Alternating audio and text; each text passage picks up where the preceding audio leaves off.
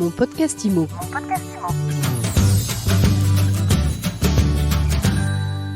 Bonjour à tous et bienvenue dans ce nouvel épisode de Mon podcast IMO. On est en live du congrès de l'AFNAIM et on finit ces 2 jours avec le nouveau président de l'AFNAIM, Loïc Quentin. Bonjour. Bonjour Ariane.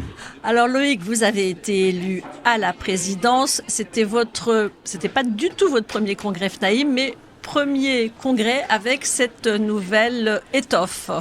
Oui, avec cette nouvelle étoffe et avec une prise de fonction réelle au 1er janvier 2023, puisque aujourd'hui je ne suis encore que président fédéral élu. J'ai le transfert de la communication de la fédération à compter de lundi prochain et j'aurai les manettes totales à compter du 1er janvier. Bon alors comment vous vivez vos nouvelles fonctions qui vont arriver? Les événements se sont succédés. Vous avez été de surprise en surprise? On se met rapidement dans le bain. Je connais bien l'appareil syndical, toutes ses fonctions, mais être numéro 1, c'est un autre registre, c'est aussi une autre partition qu'il faut écrire. La partition des 5 prochaines années, une partition pour le logement et la défense de nos métiers. Alors c'est quoi les grands sujets qui vous animent? Tous les sujets concernant le logement m'animent. Je pense Olivier Klein était là ce matin, j'ai rappelé quelques éléments, des propositions que je lui ai transmis pour mieux accompagner les Français et nos professions face au logement. Il y aura un volet important aussi, je pense en 2023, c'est la loi climat résilience, comment l'appliquer, les difficultés que nous allons rencontrer et quelles propositions nous allons faire. Et puis les chantiers aussi en 2023, ça va être le Conseil national de la refondation, aussi convoqué par Olivier Klein, à laquelle la FNIM va participer et pour laquelle nous aurons un tremplin pour faire des propositions, espérant être entendus dans l'intérêt général. Alors, est-ce que vous avez été entendu d'Olivier Klein ce matin? Malheureusement, non. J'avais envoyé ma copie, mon projet. Il avait tout le temps d'y réfléchir et de faire des propositions. Je n'ai pas eu de réponse, du moins pas de réponse suffisante. Pratiquement aucune réponse aux propositions que j'ai faites. Je vais vous les décrire si vous voulez.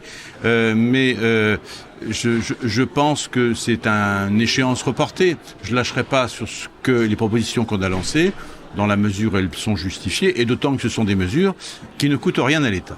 Alors c'est quoi ces mesures? La première des mesures, c'est une mesure sur notamment le financement des acquisitions immobilières. Vous savez comme moi que on va être confronté à une période de hausse des taux régulière et qui risque de se poursuivre et qui risque de mettre à mal le financement des ménages français face à l'acquisition d'une propriété et d'un bien immobilier.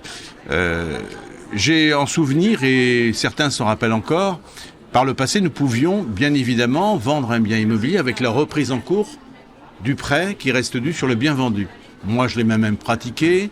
Prêt Crédit Foncier de France, prêt d'immobilier conventionné, prêt conventionné. On transférait le prêt, on vendait l'appartement, la maison, avec en ce compris le montant du prêt restant dû sur le bien vendu. Et l'acquéreur reprenait le même crédit et finançait le complément.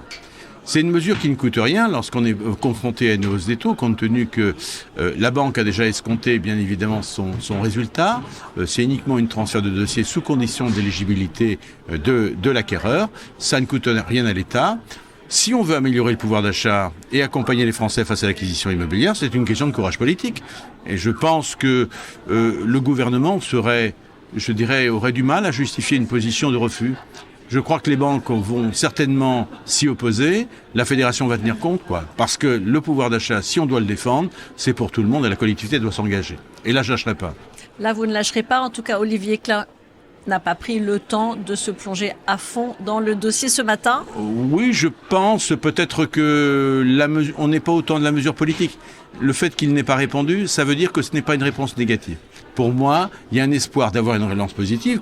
Et là, je vous parlais transférer à un acquéreur un crédit immobilier sur un bien vendu, mais aussi on peut très bien imaginer que ce même crédit soit conservé par le propre emprunteur pour faire une autre acquisition. C'est-à-dire c'est une portabilité totale du crédit en cours sur une autre acquisition et qui peut être effectuée par un ménage. Et ça, c'est fantastique. Vous gardez le bénéfice du même crédit et vous le portez sur un autre bien. Voilà, on va se battre sur cet axe-là, il y en a d'autres, mais c'est une des pistes. Et je pense qu'il va faire l'objet d'un grand débat. Et voilà, de toute façon, moi, ma vision du syndicalisme, j'ai toujours été un agitateur d'idées, poil à gratter, et quels que soient les intérêts, ce que je vois, c'est l'intérêt général, et les intérêts particuliers, je les vise pas, et je défendrai la profession jusqu'au bout dans ce cadre-là. Comment vous vous positionnez par rapport au débat mandataire, pas mandataire? notaire, agent traditionnel, pas traditionnel, néo-agence. C'est quoi votre position ? Je veux ignorer ce débat. D'ailleurs, je ne le connais même pas parce que ce n'est pas un débat. Il n'y a pas de débat. Il n'y a pas de débat. Non, il n'y a pas de débat. Il y a une réalité. Il y a les modèles économiques. Tous les modèles économiques ont une place. Moi, je ne suis pas le candidat d'un modèle contre un autre modèle. Moi, je suis candidat du défense de la profession. Ce qui m'importe, ce qui m'intéresse, c'est de défendre les valeurs de la profession, les valeurs d'éthique, de moralité, les valeurs de compétences professionnelles. Alors oui, je suis un grand porteur d'une réforme de la loi Auguet. Réforme dans le bon sens. Augmenter les conditions d'aptitude. Mettre peut-être éventuellement un stage préalable à l'entrée. Également, je suis pour le décret formation. Je l'ai rappelé à Olivier Klein ce matin, on l'attend depuis 8 ans, bientôt 9 ans, on n'a toujours pas de réponse, c'est inadmissible. J'ai toujours pas de réponse non plus. On va se battre avec les autres syndicats pour l'avoir. C'était promis par la loi Allure, il faut l'avoir. Et puis en même temps aussi, on peut relever les conditions d'aptitude, il faut demain offrir un véritable statut pour nos collaborateurs, agents commerciaux ou salariés, avoir une carte d'identité professionnelle, un passeport pour pouvoir faire cette profession, un minimum de prérequis pour pouvoir travailler. On ne confie pas le patrimoine des ménages à des gens qui n'ont aucune formation. Je ne l'accepte pas. Donc plus de formation, mais pas d'opposition. Pas du tout. Non, tous les modèles sont les bons. Dans la mesure où on a, je l'ai dit récemment, pas de place pour l'amateurisme en immobilier. Je serai ferme là-dessus. Il faut savoir ce que l'on veut. Si on va avoir de la reconnaissance, il faut amener de la valeur ajoutée à nos professions. La valeur ajoutée, c'est la compétence. Et particulièrement dans la période qui va arriver, on va être une période confrontée à des turbulences. Les professionnels mal formés ne passeront pas la crise. Alors justement, il y a combien d'agences immobilières aujourd'hui ? Et surtout, est-ce que vous pensez que vous allez en perdre dans les mois qui viennent avec le ralentissement annoncé en tout cas ? C'est difficile. Dans tous les cas, si aujourd'hui les volumes de transactions sont encore bons, on risque de terminer à 1 100 000 en 2022. On était à 1 200 000 en 2021. On va, de toute façon, on a une décélération progressive qui est en train de s'afficher. Après, on va être complètement dépendant de l'évolution économique, de la crise énergétique, de l'inflation, du resserrement du crédit, de l'encadrement, du moral des ménages, autant de facteurs et de paramètres. Difficile quand même de faire de la prospective et avoir une vision conjoncturelle avec de telles choses. Et puis aussi une crise internationale. Donc, est-ce que ça ne veut pas dire que d'un syndicat, on va attendre encore plus de réassurance ? Alors, la seule chose qu'on peut dire, c'est qu'on va avoir une décélération et on va vers une baisse de volume. Dans tous les cas, ce qui est important, c'est qu'une fédération comme la nôtre, elle ait des propositions pour accompagner ses adhérents notamment et afin d'avoir des propositions pour conforter le pouvoir d'achat des ménages français. Mais plus que jamais, on va devoir accompagner nos petites entreprises, nos jeunes adhérents qui sont là et avoir une chaîne de solidarité entre nous tous pour pouvoir les accompagner et les former et leur permettre de résister face à une crise de logement qui peut être sévère. Je ne dis pas qu'elle arrivera, mais elle peut être sévère. Alors vous êtes dans la vie syndicale depuis quelques décennies aujourd'hui. Oui, on peut le dire quelques décennies, oui. Je n'osais pas dire plus, 20 ans, 30 ans. Vous allez me vieillir, 40 ans, 40 ans, rien de quelques années. dire. Vous connaissez les rouages de la politique. Aujourd'hui, vous êtes évidemment en première ligne, en frontale.